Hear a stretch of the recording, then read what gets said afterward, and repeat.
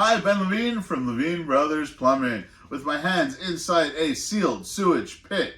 Now, before the Sanipit came out last year, one of the biggest issues we had with sealed sewage pits is that the float would have buildup on it, weigh it down, so it wouldn't be able to rise higher to activate the pump.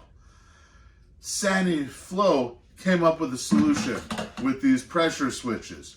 So what these pressure switches do is it allows the reading of the different water levels. So it's a pressure to get to the first one.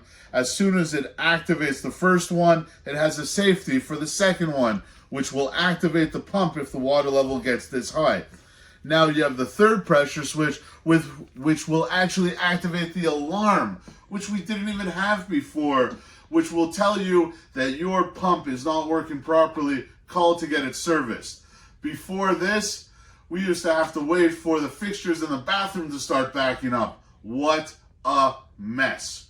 Now we're able to fix it easier for you, easier for us, just a better system all around. So, like this video, share it, call us if you need us.